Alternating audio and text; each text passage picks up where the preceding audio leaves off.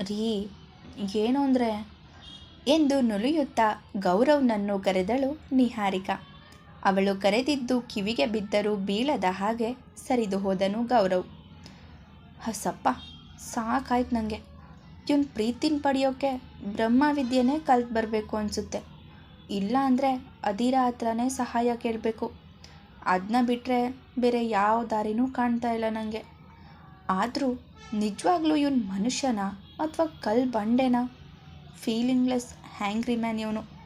ಅದು ಹೇಗೆ ನನ್ನ ಅಕ್ಕ ಇವನನ್ನು ಇಷ್ಟಪಟ್ಟು ಇವನ್ ಪ್ರೀತಿನ ಪಡ್ಕೊಂಡ್ಲು ಎಂದು ತನ್ನಲ್ಲೇ ಕೇಳಿಕೊಂಡವಳಿಗೆ, ನಿನ್ನಕ್ಕನ 3 ವರ್ಷದ ತಪಸ್ಸಿಗೆ ಒಲಿದವನು ಇವನು ಎಂದು ಬುದ್ಧಿ ಎಚ್ಚರಿಸಿದಾಗ, ಹಾಗಿದ್ರೆ ನಾನು ಅವಳ ಥರ ವರ್ಷಗಟ್ಟಲೆ ಕಾಯಬೇಕಾ? ನೋ ವೇ, ನನ್ನಿಂದ ಅದು ಸಾಧ್ಯ ಇಲ್ಲ ಎಂದು ಹೇಳಿಕೊಂಡು ಗೌರವ್ ಹಿಂದೆ ಓಡಿದಳು. ಅವನೆಲ್ಲಿ ಹೋದರೂ ಅವನ ಹಿಂದೆ ಮುಂದೆಯೇ ಸುತ್ತುತ್ತಿದ್ದವಳನ್ನು ನೋಡಿಯೂ ಅವಳನ್ನು ನಿರ್ಲಕ್ಷಿಸಿ ಹೊರಗೆ ಬಂದಿದ್ದ. ಇವನೊಬ್ಬ ನಾನು ಏನು ಮಾಡಿದರೂ ನನ್ನ ಕಡೆ ನೋಡೋದೇ ಇಲ್ಲ ಅಂತಾನೆ. ಹೀಗೆ ಬಿಟ್ಟರೆ ಆಗಲ್ಲ ನಿಹಾರಿಕಾ. ಅದಿರಾ ಹೇಳಿದ ಹಾಗೆ ಅವನೆಷ್ಟೇ ಇಗ್ನೋರ್ ಮಾಡಿದರೂ ನೀನು ಒಂದು ಹೆಜ್ಜೆ ಹೋಗಿ ಮಾತಾಡಿಸು. ಮಧ್ಯಾಹ್ನ ಊಟಕ್ಕೆ ಮನೆಗೆ ಬರ್ತೀಯಲ್ಲ, ಆಗ ನೋಡ್ಕೋತೀನಿ ನಿನ್ನ ಎಂದು ಮೂತಿ ತಿರುವಿ ಸುಮ್ಮನಾದಳು. ಮಧ್ಯಾಹ್ನ ಊಟಕ್ಕೆ ಬಂದ ಗೌರವ್ಗೆ ತಾನೇ ಬಡಿಸಲು ನಿಂತಳು. ಅವನ ತಟ್ಟೆಗೆ ಅನ್ನ, ಸಾಂಬಾರ್, ಪಲ್ಯ ಎಂದು ಎಲ್ಲವನ್ನೂ ಬಡಿಸುತ್ತಿದ್ದವಳನ್ನೇ ಅಡಿಯಿಂದ ಮುಡಿವರೆಗೂ ನೋಡಿ ಪುನಃ ಏನೊಂದು ಮಾತಾಡದೆ ಅವಳು ಬಡಿಸಿದ ತಟ್ಟೆಯನ್ನು ಪಕ್ಕಕ್ಕಿಟ್ಟು ತಾನೇ ಬೇರೆ ತಟ್ಟೆಯಲ್ಲಿ ಹಾಕಿಕೊಂಡು ತಿನ್ನಲು ಶುರು ಮಾಡಿದ. ಅದನ್ನು ನೋಡಿದವಳಿಗೆ ಕೋಪ ಬಂದಿತ್ತು. ಯಾಕೆ, ನಾನು ಬಡಿಸಿದ ಊಟ ನಿನ್ನ ಗಂಟ್ಲೊಳಗೆ ಇಳಿಯಲ್ಲ ಅಂತ ಅನ್ನುತ್ತಾ ಎಂದಳು. ಯಾರಿಗೊತ್ತು, ಇದರಲ್ಲಿ ಏನಾದರೂ ಬೆರೆಸ್ಕೊಟ್ರೂ ಕೊಟ್ಟಿರ್ತೀಯ. ಎಷ್ಟೇ ಆದರೂ ಒಬ್ಬರು ಜೀವ ತೆಗೆಯೋದು ಅಂದರೆ ಮರದಲ್ಲಿ ಹಣ್ಣು ಕಿತ್ತಷ್ಟೇ ಸುಲಭ ಅಲ್ವ ನಿನಗೆ? ಒಂದು ವೇಳೆ ನಾನೇನಾದರೂ ಸತ್ತೋದ್ರೆ ನನ್ನವರನ್ನು ಯಾರು ನೋಡ್ಕೋತಾರೆ? ಅದಕ್ಕೆ ನನ್ನ ಎಚ್ಚರಿಕೆಯಲ್ಲಿ ನಾನಿರೋದು ಎಂದು ಹೇಳಿದವನ ಮಾತಿಗೆ ಅದೇಕೋ ಮೌನವಾದಳು. ಎಲ್ಲವನ್ನೂ ಮರೆತು ಅವನ ಜೊತೆ ಖುಷಿಯಿಂದ ಸಮಯ ಕಳೆಯಬೇಕು ಎಂದುಕೊಂಡು ಬಂದವಳಿಗೆ ಪ್ರತಿ ಸಾರಿ ಈ ರೀತಿ ಚುಚ್ಚಿ ಮಾತಾಡಿ ಅವಳಿಗೆ ನೋವು ತರಿಸುತ್ತಾನೆ. ಕೆಲವು ನಿಮಿಷದಲ್ಲೇ ಸಾವರಿಸಿಕೊಂಡವಳು, ಅದನ್ನ ಮೊದಲೇ ಹೇಳಿದರೆ ನಾನೇ ತಿಂದು ತೋರಿಸ್ತಾ ಇದ್ದೆ ಎಂದವಳು ಅವನ ಪಕ್ಕದಲ್ಲೇ ಕುಳಿತು ಅವನ ತಟ್ಟೆಯಲ್ಲಿ ತಾನು ತಿನ್ನೋಕೆ ಶುರು ಮಾಡಿದಳು. ತನ್ನದೇ ತಟ್ಟೆಯಲ್ಲಿ ಬಂದು ತಿನ್ನುತ್ತಿದ್ದವಳನ್ನು ಕೆಕ್ಕರಿಸಿ ನೋಡಿ ಕೈ ತೊಳೆಯಲು ಎದ್ದು ಹೋಗಲು ಹೊರಟವನಿಗೆ ಎದುರಿನಲ್ಲಿ ರೂಪಾ ಅವರು ಬಂದು ನಿಂತಾಗ ಪುನಃ ಅಲ್ಲಿಯೇ ಕುಳಿತನು. ಇಬ್ಬರು ಒಂದೇ ತಟ್ಟೆಯಲ್ಲಿ ಊಟ ಮಾಡುತ್ತಿರುವುದನ್ನು ನೋಡಿ ರೂಪಾ ಅವರಿಗಂತೂ ಖುಷಿಯಾಗಿ ಹೋಗಿತ್ತು. ಮಗ ಸೊಸೆ ಇಬ್ಬರಿಗೂ ತಮ್ಮ ಕೈಯಾರೆ ದೃಷ್ಟಿ ತೆಗೆದು ನಕ್ಕರು. ಪ್ರತಿದಿನ ನೀವಿಬ್ಬರು ಹೀಗೆ ಕೂತಿಂದ್ರೆ ನನಗಂತೂ ಎಷ್ಟು ಖುಷಿಯಾಗುತ್ತೆ ಗೊತ್ತೇನೋ. ಇನ್ನು ಸ್ವಲ್ಪ ಬಡಿಸ್ತೀನಿರಿ ಎಂದು ಪುನಃ ಅನ್ನ ಬಡಿಸಿದವರನ್ನು ನೋಡಿ ಗೌರವ್ಗೆ ಕಿರಿಕಿರಿಯಾಗುತ್ತಿತ್ತು. ಆದರೂ ಅವರ ಮುಂದೆ ತೋರಿಸಿಕೊಳ್ಳಲು ಇಷ್ಟಪಡದೆ ಸುಮ್ಮನೆ ಕುಳಿತ. ಗೌರವ್, ಯಾಕೆ ತಿಂತಾ ಇಲ್ಲ ನೀನು? ಹೋ, ನಾನೇ ತಿನ್ನಿಸ್ಲಿ ಅಂತನಾ? ಸರಿ ಇರು ಎಂದು ಅನ್ನ ಕೆಲಸಿ ಅವನ ಬಾಯಿಗೆ ತುರುಕಿದರೆ ಗೌರವ್ ಮುಖವೆಲ್ಲ ಕೋಪದಲ್ಲಿ ಕೆಂಪಾಗಿ ಹೋಗಿತ್ತು. ಅವಳು ಕೊಟ್ಟ ತುತ್ತನ್ನು ಕಷ್ಟದಿಂದಲೇ ನುಂಗಿದವನು, ಹೇಯ್, ಮರ್ಯಾದೆಯಿಂದ ಹೇಳ್ತಾ ಇದ್ದೀನಿ, ಅಮ್ಮನ ಮುಂದೆ ಸುಮ್ಮನೆ ಸೀನ್ ಕ್ರಿಯೇಟ್ ಮಾಡಬೇಡ. ನಿನ್ನ ಜೊತೆ ಒಂದೇ ತಟ್ಟಲ್ಲಿ ಕೂತ್ಕೊಂಡು ಊಟ ಮಾಡೋಕ್ಕೆ ಅಸಹ್ಯ ಆಗ್ತಿದೆ ನನಗೆ. ಸುಮ್ಮನೆ ಎದ್ದೋಗಿಲ್ಲಿಂದ ಎಂದು ಅವಳಿಗಷ್ಟೇ ಕೇಳಿಸುವಂತೆ ಗದರಿದ. ಹೋಗಲ್ಲ ಅಂದರೆ ಏನು ಮಾಡ್ತೀಯಾ? ಅಮ್ಮನ ಮುಂದೆ ಏನೂ ನಡೆಯಲ್ಲ ನಿಂದು ಎಂದಳು ಮೇಲುಧ್ವನಿಯಲ್ಲಿಯೇ. ರೂಪಾ ಅವರು ಅವನ ಎದುರಲ್ಲೇ ಏನೋ ಕೆಲಸ ಮಾಡುತ್ತಿರುವುದನ್ನು ನೋಡಿದವನು ಪಕ್ಕದಲ್ಲೇ ಹಣ್ಣು ಕಟ್ ಮಾಡಲು ಇಟ್ಟಿದ್ದ ಚಾಕುವಿನ ಕಡೆ ಕಣ್ಣಿನಲ್ಲೇ ತೋರಿಸಿ, ಹೋಗಲಿಲ್ಲ ಅಂದರೆ ಅದೇ ಚಾಕುನಿಂದ ನನ್ನ ಕೈ ಕುಯ್ಕೊಂಡು ಈ ಅನ್ನನ ನನ್ನ ರಕ್ತದಿಂದಲೇ ಕಲಸಿ ತಿನ್ನಿಸ್ತೀನಿ. ಹೇಗೂ ನರಭಕ್ಷಕಿ ಅಲ್ವ ನೀನು ಎಂದು ಎಚ್ಚರಿಕೆ ಕೊಟ್ಟ. ಏನು ಎದುರಿಸ್ತಾ ಇದೆಯಾ? ನಿನ್ನೀ ಬೆದರಿಕೆಗೆಲ್ಲ ಹೆದರೋಳಲ್ಲ ನಾನು. ಹಾಗೆ ನೀನು ಹೇಳಿದ ಥರ ನರಭಕ್ಷಕಿನೇ ನಾನು. ನನಗೆ ಎದುರಿಸೋಕೆ ಬರಬೇಡ. ಹಠಕ್ಕೆ ಬಿದ್ದರೆ ಏನು ಬೇಕಾದರೂ ಮಾಡ್ತೀನಿ ನಾನು ಅಂತ ನಿನಗೂ ಗೊತ್ತು. ಸುಮ್ಮನೆ ಊಟ ಮಾಡುರಿ ಎಂದು ನಗುತ್ತಾ ಹೇಳಿದಳು. ಅವಳ ಮಾತಿಗೆ ಮತ್ತಷ್ಟು ಕೋಪ ಉಕ್ಕಿತು ಅವನಿಗೆ. ಕೂಡಲೇ ಚಾಕುವನ್ನು ಕೈಗೆತ್ತಿಕೊಂಡು ಹಣ್ಣು ಕತ್ತರಿಸುವ ನೆಪದಲ್ಲಿ ಕೈ ಕುಯ್ದುಕೊಳ್ಳುವಂತೆ ನಾಟಕ ಮಾಡುತ್ತಿದ್ದವನನ್ನು ನೋಡಿದವಳು ಅದೇ ಚಾಕುವನ್ನು ಅವನಿಂದ ಕಿತ್ತುಕೊಂಡು, ಕುಯ್ಕೊಳ್ಳೋದು ಅಂದರೆ ಹೇಗೆ ಅನ್ನೋದನ್ನು ನಾನು ತೋರಿಸ್ತೀನಿ ಎಂದವಳೆ ಒಂದೇ ಒಂದು ಕ್ಷಣ ಕೂಡ ಯೋಚಿಸದೆ ಅವಳ ಕೈ ಅವಳೇ ಕುಯ್ದುಕೊಂಡಿದ್ದಳು. ಅವಳ ದಿಢೀರ್ ವರ್ತನೆಗೆ ಬೆಚ್ಚಿ ಬಿದ್ದಿದ್ದ ಗೌರವ್, ಹೇ ಕೋತಿ, ನಿನ್ಗೇನು ಹುಚ್ಚಿಡ್ದಿದ್ಯಾ? ಯಾರಾದರೂ ಹೀಗೆ ಮಾಡ್ಕೋತಾರಾ ಎಂದು ಅವಳ ಕೈಯಿಂದ ಚಾಕು ಕಿತ್ತೆಸೆದು, ಅಮ್ಮ ಅಮ್ಮ ಬೇಗ ಫಸ್ಟ್ ಏಡ್ ಬಾಕ್ಸ್ ತಗೋಬರಮ್ಮ ಎಂದು ಅಲ್ಲಿಂದಲೇ ಕೂಗಿಕೊಂಡು ಅವಳ ಕೈ ಹಿಡಿದುಕೊಂಡ, ರಕ್ತ ಸೋರದ ಹಾಗೆ. ನಿನ್ನಂಥ ಸೈಕೋನ ನನ್ನ ಜೀವನದಲ್ಲೇ ನೋಡಿಲ್ಲ ನಾನು ಎಂದು ಅವನು ಟೆನ್ಷನ್ನಲ್ಲಿ ಬೈಯುತ್ತಿದ್ದರೆ ಅವನ ಮುಖವನ್ನೇ ನೋಡುತ್ತಾ ನಗುತ್ತಾ ಕುಳಿತಿದ್ದಳು. ಯಾಕೆ ಗೌರವ್ ಇಷ್ಟೊಂದು ಟೆನ್ಷನ್ ಆಗಿದ್ದೀಯಾ? ಹೇಗೋ ನಿನಗೆ ನಾನಂದರೆ ಇಷ್ಟ ಇಲ್ಲ ಅಲ್ವಾ? ನನ್ನ ಮೈಯಲ್ಲಿರೋ ರಕ್ತ ಎಲ್ಲ ಸೋರೋದ್ರೆ ನಾನೇ ಸತ್ತೋಗ್ತೀನಿ. ಆಗ ನಿನಗೆ ನನ್ನಿಂದ ಮುಕ್ತಿ ಸಿಗುತ್ತೆ ಅಲ್ವಾ ಎಂದು ಹೇಳುತ್ತಾ ಅವನು ಹಿಡಿದಿದ್ದ ಕೈ ಬಿಡಿಸಿಕೊಂಡು ದೂರ ಸರಿಯಲು ನೋಡುತ್ತಿದ್ದವಳನ್ನು ನೋಡಿ ಕೆಂಗಣ್ಣು ಬಿಟ್ಟಿದ್ದ. 10 ನಿಮಿಷ ಸುಮ್ಮನೆ ಒಂದು ಕಡೆ ನಿಲ್ಲೆ, ಥೂ ಅದೇನಂತ ಗಂಟು ಬಿದ್ದೆ ನನಗೆ ಎಂದು ಹೇಳುತ್ತಿರುವವನ ಮಾತನ್ನು ಅರ್ಧದಲ್ಲೇ ತಡೆದು, ಹಲೋ ಆ್ಯಂಗ್ರಿ ಮ್ಯಾನ್, ನಾನು ಗಂಟು ಬಿದ್ದಿದ್ದಲ್ಲ. ನಾನು ಬೇಡ ಬೇಡ ಅಂತ ಎಷ್ಟು ಹೇಳಿದ್ರು ಕೇಳಿದೆ, ನೀನೇ ಗಂಟು ಹಾಕ್ಕೊಂಡಿದ್ದು. ಈಗ ಅನುಭವಿಸು ಎಂದು ಪುನಃ ನಕ್ಕಳು. ನನ್ನ ತಾಳ್ಮೆಗೂ ಒಂದು ಮಿತಿ ಇದೆ ನಿಹಾರಿಕಾ, ನೀನು ಅದನ್ನು ಪದೇ ಪದೇ ಪರೀಕ್ಷೆ ಮಾಡ್ತಾ ಇದೆಯಾ ಎಂದು ಹೇಳಿದರೂ ಅವನ ಮಾತಿಗೆ ತಲೆ ಕೆಡಿಸಿಕೊಳ್ಳಲಿಲ್ಲ ಅವಳು. ಅಮ್ಮ ಬೇಗ ಬಾರಮ್ಮ. ಇಷ್ಟು ಹೊತ್ತಾದರೂ ಬರದೇ ಇದ್ದವರನ್ನು ಪುನಃ ಕೂಗಿದ. ನಿಮಿಷದಿಂದ ನಿಮಿಷಕ್ಕೆ ರಕ್ತ ಜಾಸ್ತಿ ಸೋರುತ್ತಿದ್ದರೆ ಅವನಿಗೆ ಟೆನ್ಷನ್ ಆಗುತ್ತಿತ್ತು. ಆದರೆ ಅವಳಿಗೆ ಅದರ ಕಡೆ ಗಮನವೇ ಇರಲಿಲ್ಲ.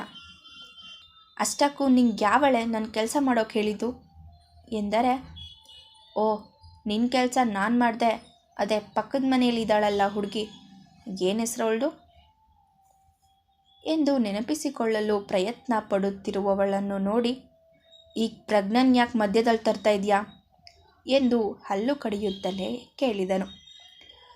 ಅವನ ಪ್ರಶ್ನೆಗೆ ಕೋಪ ಮಾಡಿಕೊಂಡವಳು ಬೈಯುವುದಕ್ಕೆ ಬಾಯಿ ತೆರೆಯಬೇಕು ಅನ್ನೋ ಅಷ್ಟರಲ್ಲೇ ಫಸ್ಟ್ ಏಡ್ ಬಾಕ್ಸ್ ಹುಡುಕಿ ತೆಗೆದುಕೊಂಡು ಓಡಿ ಬಂದಿದ್ದರು ರೂಪಾ ಅವರು.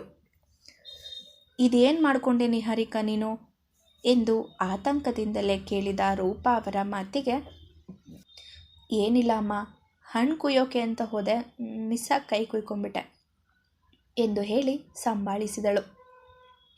ನಿಹಾರಿಕಾ ಕುಯ್ದುಕೊಂಡಿದ್ದ ಜಾಗವನ್ನು ನೀಟಾಗಿ ಹತ್ತಿಯಿಂದ ಕ್ಲೀನ್ ಮಾಡಿ ಡೆಟಾಲ್ ಹಾಕಿ ಬ್ಯಾಂಡೇಜ್ ಮಾಡಿದನು ಗೌರವ್. ಅಂದು ರಾತ್ರಿ ಗೌರವ್ ರೂಮಿಗೆ ಬರುವುದನ್ನೇ ಕಾಯುತ್ತಾ ಕುಳಿತಿದ್ದಳು ನಿಹಾರಿಕಾ.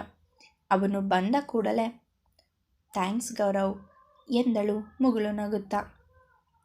ಏನಕ್ಕೆ ಎನ್ನುವ ನೋಟದಲ್ಲಿ ಅವಳ ಕಡೆ ನೋಡಿದ. ಇಷ್ಟು ದಿನ ನಿನಗೆ ನನ್ನ ಮೇಲೆ ಬೆಟ್ಟದಷ್ಟು ಕೋಪ ಮಾತ್ರ ಇದೆ ಅಂತ ತಿಳ್ಕೊಂಡಿದ್ದೆ, ಆದರೆ ಇವತ್ತು ಅದು ಸುಳ್ಳು ಅಂತ ಗೊತ್ತಾಯಿತು. ಅದಕ್ಕೆ ಥ್ಯಾಂಕ್ ಯು ಸೋ ಮಚ್ ಎಂದು ಲಘುವಾಗಿ ಅವನನ್ನು ಅಪ್ಪಿದವಳನ್ನು ಅಷ್ಟೇ ವೇಗವಾಗಿ ಹಿಂದೆ ದೂಡಿ, ಈಗ ನಿನ್ನ ಮೇಲೆ ಕೋಪ ಇಲ್ಲ ಅಂತ ಯಾರು ಹೇಳಿದ್ದು? ನಿನ್ನ ಮೇಲೆ ಬರೀ ಕೋಪ ಮಾತ್ರ ಅಲ್ಲ, ದ್ವೇಷ ಕೂಡ ಇದೆ ಎಂದನು. ಯಾಕೆ ಹೇಳಬೇಕು? ನಿನಗೆ ನನ್ನ ಮೇಲೆ ಪ್ರೀತಿಯಾಗಿದೆ, ಜೊತೆಗೆ ನನಗೇನೂ ಆಗಬಾರ್ದು ಅನ್ನೋ ಅಕ್ಕರೆ ಕೂಡ ಇದೆ.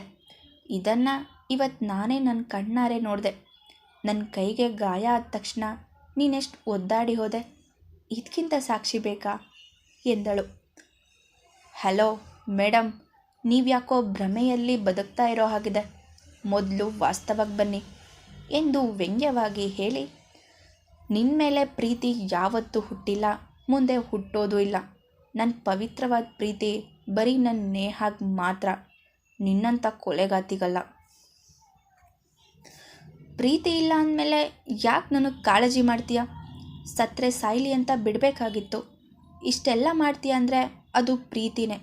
ಆದರೆ ನನ್ನ ಮೇಲೆ ನಿನಗೆ ಪ್ರೀತಿ ಆಗಿರೋದು ನಿನಗೂ ಗೊತ್ತಾಗ್ತಾ ಇಲ್ಲ ಅಷ್ಟೆ ಎಂದು ಗದ್ಗದಿತ ಧ್ವನಿಯಲ್ಲಿಯೇ ಹೇಳಿದಳು. ಯಾಕೋ ಅವನ ಮಾತು ಕೇಳುತ್ತಿದ್ದರೆ ಹುಡುಗಿಗೆ ಅಳು ಬಂದ ರೀತಿಯಾಗುತ್ತಿತ್ತು. ಪರವಾಗಿಲ್ಲ ಕಣೆ, ಇಷ್ಟು ದಿನ ನಿನಗೆ ಬರೀ ಕೊಲೆ ಮಾಡೋಕ್ಕಷ್ಟೇ ಬರೋದು ಅಂದ್ಕೊಂಡಿದ್ದೆ, ಬಟ್ ತುಂಬ ಚೆನ್ನಾಗಿ ಜೋಕ್ ಮಾಡೋಕ್ಕೂ ಬರುತ್ತೆ ಎಂದು ಚಪ್ಪಾಳೆ ಹೊಡೆದವನು ಅವಳ ಮುಖದತ್ತಿರ ತನ್ನ ಮುಖ ತಂದು, ನಿನಗೆ ಕೇರ್ ಮಾಡಿದ್ದು ಬರೀ ಮಾನವೀಯತೆಯ ದೃಷ್ಟಿಯಿಂದ ಮಾತ್ರ. ಇನ್ನೂ ಬಿಡಿಸಿ ಹೇಳಬೇಕು ಅಂದರೆ, ನಿನಗೇನಾದರೂ ಆದರೆ ನನ್ನ ಅಮ್ಮ ಕೂಡ ಬೇಸರ ಮಾಡಿಕೊಂಡು ಅಳ್ತಾರೆ. ಆ ಕಾರಣದಿಂದ ಅಷ್ಟೇ ನಿನ್ನ ಜೊತೆ ಹಾಗೆ ನಡ್ಕೊಂಡಿದ್ದು. ಅದು ಹೇಗೆ ಅಂದ್ಕೊಂಡೆ ನೀನು? ಹೋಗಿ ಹೋಗಿ ನಿನ್ನಂಥವಳನ್ನು ಈ ಸೂರ್ಯನಾರಾಯಣ ಇಷ್ಟಪಡ್ತಾನೆ ಅಂತ. ನಾನೊಂದು ವೇಳೆ ದಾರಿಯಲ್ಲಿ ಹೋಗುವಾಗ ಒಂದು ಬೀದಿ ನಾಯಿಗೆ ಈ ರೀತಿ ಪೆಟ್ಟಾಗಿದ್ರು ಅದಕ್ಕೂ ಹೀಗೆ ಟ್ರೀಟ್ ಮಾಡ್ತಾಯಿದ್ದೆ ನಾನು. ನಿನಗೆ ಮಾಡಿದ ರೀತಿ ಕಾಳಜಿ ಕೂಡ ಮಾಡ್ತಾಯಿದ್ದೆ. ನನ್ನ ಪ್ರಕಾರ ನೀನೊಂದು ಬೀದಿ ನಾಯಿಗೆ ಸಮ ಅನ್ನೋದನ್ನು ನಿನ್ನ ಭಾಷೆಯಲ್ಲೇ ಬಿಡ್ಸ್ ಹೇಳ್ತಾ ಇದ್ದೀನಿ, ಅರ್ಥ ಮಾಡ್ಕೊ ಎಂದರೆ ಅವಳ ಕಣ್ತುಂಬಿತು. ಕೆನ್ನೆ ಮೇಲೆ ಹರಿದ ಕಣ್ಣೀರನ್ನು ಒರೆಸಿಕೊಂಡವಳು, ಪರವಾಗಿಲ್ಲ ಗೌರವ್, ನೀನು ಬೀದಿ ನಾಯಿಗೊಲಿಸಿದ್ದು ನನಗೇನು ಬೇಜಾರಿಲ್ಲ ಬಿಡು. ನಾಯಿಗೆ ನಿಯತ್ ಜಾಸ್ತಿ ಅಂತ ಹೇಳ್ತಾರೆ. ಅನ್ನ ಹಾಕಿದ ಮಾಲೀಕನ ಮನೆಯಲ್ಲಿ ಅದ್ರ ಕೊನೆ ಉಸಿರಿರೋವರೆಗೂ ಕಾಯುತ್ತಂತೆ, ಹಾಗೆ ನಾನು ಕೂಡ ಎಂದು ಹೇಳುತ್ತಿದ್ದವಳ ಗಂಟಲು ದುಃಖದಲ್ಲಿ ಉಬ್ಬಿ ಬರುತ್ತಿತ್ತು. ಮಾತಾಡಲು ಗಂಟಲು ಸಹಕರಿಸುತ್ತಿಲ್ಲವಾದರೂ ಇಂದು ಅವನ ಜೊತೆ ಮಾತಾಡಲೇಬೇಕು ಎಂದು ನಿರ್ಧಾರ ಮಾಡಿದಂತೆ ಇತ್ತು ಅವಳ ನಡೆ. ಒಂದು ಲೋಟ ನೀರು ಕುಡಿದವಳು ಪುನಃ ತನ್ನ ಮಾತನ್ನು ಮುಂದುವರಿಸಿದಳು. ನನಗೆ ಬಾಳು ಕೊಟ್ಟವನ್ ನೀನು, ನನ್ನ ತಾಳಿಗೆ ಒಡೆಯನಾಗಿದ್ದೀಯ ಅಲ್ವಾ? ಅದಕ್ಕಾದರೂ ಉಸಿರಿರೋವರೆಗೂ ನೀನು ಹೇಳಿದ ನಾಯಿ ರೀತಿಯಲ್ಲೇ ನಿಯತ್ತಾಗಿರ್ತೀನಿ. ಯಾಕೆ ಗೊತ್ತಾ, ಇಷ್ಟು ವರ್ಷ ತಪ್ಪು ತಿಳುವಳಿಕೆಯಿಂದಲೇ ಬದುಕ್ತಿದ್ದವಳನ್ನು ನೀನು ಗೊತ್ತೋ ಗೊತ್ತಿಲ್ಲದೇನೋ ಸರಿಯಾದ ದಾರಿಯಲ್ಲಿ ನಡೆಸ್ಕೊಂಡು ಕರ್ಕೊಂಡು ಬಂದಿದ್ದೀಯ. ಜೀವನ ಎಷ್ಟು ವಿಚಿತ್ರ ಅಲ್ವಾ ಗೌರವ್? ಯಾರು ಹೂವು ಯಾರು ಮುಡಿಗೋ ಅನ್ನೋ ಹಾಗೆ ನಿರೀಕ್ಷಣೆ ಮಾಡದೆ ಕೆಲವು ಘಟನೆಗಳು ನಡೆದು ಹೋಗುತ್ತೆ. ನಿನ್ನ ಋಣದ ಭಾರ ನನ್ನ ಮೇಲಿದೆ ಗೌರವ್, ಅದನ್ನ ತೀರ್ಸೋಕೆ ಒಂದೇ ಒಂದು ಅವಕಾಶ ಕೊಡು ಪ್ಲೀಸ್ ಎಂದು ಹೇಳುತ್ತಾ ಅವನನ್ನು ಗಟ್ಟಿಯಾಗಿ ತಬ್ಬಿ ಅವನ ಎದೆಗೆ ಮುಖವಿಟ್ಟು ತನ್ನ ಅಳು ಹೊರಗೆ ಬಾರದ ರೀತಿ ತಡೆಯುವ ಪ್ರಯತ್ನ ಮಾಡುತ್ತಿದ್ದಳು. ಅವನ ಎದೆ ಬಡಿತ ಕೇಳುತ್ತಾ ತನ್ನನ್ನು ತಾನು ಸಮಾಧಾನ ಮಾಡಿಕೊಳ್ಳಬೇಕು ಎಂದುಕೊಂಡು ಅವನನ್ನು ತಬ್ಬಿಕೊಂಡವಳಿಗೆ ಗೌರವ್ನಿಂದ ಕಪಾಲ ಮೋಕ್ಷ ಸಿಕ್ಕಿತ್ತು. ಮಧ್ಯಾಹ್ನದಿಂದ ಅವಳ ಮೇಲಿನ ಕೋಪವನ್ನು ಕಷ್ಟದಿಂದಲೇ ತಡೆದು ಸಾಕಾದವನು ಅವಳು ತನ್ನನ್ನು ಅಪ್ಪಿದ ತಕ್ಷಣ ಅವನ ಕೋಪ ಅದರ ಗಡಿ ದಾಟಿತು. ಎಷ್ಟು ಸರಿನೇ ಹೇಳೋದು ನಿನಗೆ ನನ್ನಿಂದ ದೂರ ನಿಂತು ಮಾತಾಡು ಅಂತ? ನಿನ್ನ ನಾಟಕನೆಲ್ಲ ನಿನ್ನ ಬಗ್ಗೆ ಏನೂ ಗೊತ್ತಿಲ್ಲದೆ ಇರೋರ ಹತ್ರ ಇಟ್ಕೊ, ನನ್ನ ಹತ್ರ ಬೇಡ. ಚಂಗ್ಲು ಥರ ನನ್ನ ಹಿಂದೆ ಮುಂದೆ ಸುತ್ತಿ ನನ್ನ ಕೆಣ್ಕೋದು, ಮೈ ಮೇಲೆ ಬಿದ್ದು ಮಾತಾಡ್ಸೋಕೆ ಬರೋದು, ಮುತ್ತು ಕೊಡೋದು, ಸಿಗೋ ಅವಕಾಶ ಬಳಸ್ಕೊಂಡು ಈ ರೀತಿ ತಪ್ಕೊಳ್ಳೋದು. ಛೀ, ನೀನು ಒಂದು ಹೆಣ್ಣ. ಈ ರೀತಿ ಒಬ್ಬ ಗಂಡಸಿಗೆ ಇಷ್ಟ ಇಲ್ಲ ಅಂದರೂ ಮೈ ಮೇಲೆ ಬಿದ್ದು ಬರೋ ಹೆಂಗಸರಿಗೆ ಬೇರೆಯದ್ದೇ ಹೆಸರಿದೆ. ಆ ಹೆಸರು ನನ್ನ ಬಾಯಿಂದ ಬರೋ ಹಾಗೆ ಮಾಡ್ಕೋಬೇಡ. ಒಂದಲ್ಲ ಅಂತ 10 ಸಲ ಬೇಕಾದರೂ ಹೇಳ್ತೀನಿ ಕೇಳೋ. ನನಗೆ ನಿನ್ನ ಮೇಲೆ ಯಾವ ಫೀಲಿಂಗ್ಸ್ ಕೂಡ ಇಲ್ಲ. ನನ್ನ ಮನಸ್ಸಲ್ಲಿ ಈಗಲೂ ಮುಂದಕ್ಕೂ ನೇಹ ಅಷ್ಟೇ ಇರೋದು. ಈ ಜನ್ಮದಲ್ಲಿ ನಿನಗೆ ಈ ಸೂರ್ಯನ ಪ್ರೀತಿ ಸಿಗಲ್ಲ. ನಿನ್ನ ಅಂದ ಚಂದ ಮೈಮಾಟ ತೋರಿಸ್ಕೊಂಡು ನಾನು ಪಡ್ಕೋಬೋದು ಅಂತ ಅಂದ್ಕೊಂಡಿದ್ರೆ ಅದು ನಿನ್ನ ಭ್ರಮೆ ಅಷ್ಟೆ. ನಿನ್ನ ನೋಡ್ತಾ ಇದ್ರೆ ಒಂಥರ ಅಸಹ್ಯ ಆಗುತ್ತೆ ನನಗೆ. ಥೂ, ನಿಂದು ಒಂದು ಜನ್ಮನ ನೋಡು, ಇದ್ದೇ ಕೊನೆ. ಇನ್ಮೇಲೆ ನನ್ನ ಮೈ ಮೇಲೆ ಬಿದ್ದು ನಂಗೆ ಇಷ್ಟ ಇಲ್ಲ ಅಂದರೂ ತಪ್ಕೊಳ್ಳೋಕೆ ಬಂದ್ಯೋ, ಹುಷಾರ್ ಎಂದು ತೋರು ಬೆರಳು ತೋರಿಸಿ ಅವಳಿಗೆ ಎಚ್ಚರಿಕೆ ಕೊಟ್ಟು ಸುಮ್ಮನೆ ಬಂದು ಮಂಚದ ಮೇಲೆ ಮಲಗಿಬಿಟ್ಟ. ಕೋಪದ ಕೈಗೆ ಬುದ್ಧಿ ಕೊಟ್ಟು ತನ್ನ ನಾಲಿಗೆ ಹರಿಬಿಟ್ಟು ಬಿಟ್ಟಿದ್ದ ಗೌರವ್. ಇಷ್ಟು ಹೊತ್ತು ಅವನ ಒಂದೊಂದು ಮಾತುಗಳನ್ನು ನಿಂತು ಕೇಳಿಸಿಕೊಳ್ಳುತ್ತಿದ್ದವಳ ಹೃದಯ ನೋವಿನಲ್ಲಿ ನಲುಗಿ ಹೋಗಿತ್ತು. ಮಾತಾಡಲು ಅವಳ ಬಳಿ ಏನೂ ಉಳಿದಿರಲಿಲ್ಲ. ತನ್ನ ಪರಿಸ್ಥಿತಿ ನೆನೆದು ಜೋರಾಗಿ ಕಿರುಚಿ ಅಳಬೇಕು ಎಂದು ಅನಿಸುತ್ತಿದ್ದರೂ ಸುಮ್ಮನೆ ಮೌನವಾಗಿ ನಿಂತು ಬಿಟ್ಟಿದ್ದಳು. ದೇಹದ ಆಸೆಗಾಗಿ ತನ್ನ ಮೈ ಮೇಲೆ ಬಿದ್ದು ಬರುತ್ತೀಯಾ ಎನ್ನುವ ಅರ್ಥದಲ್ಲಿ ಹೇಳಿದ ಮಾತು ಅವಳನ್ನು ಜೀವಂತ ಶವದ ಹಾಗೆ ಮಾಡಿಬಿಟ್ಟಿತ್ತು.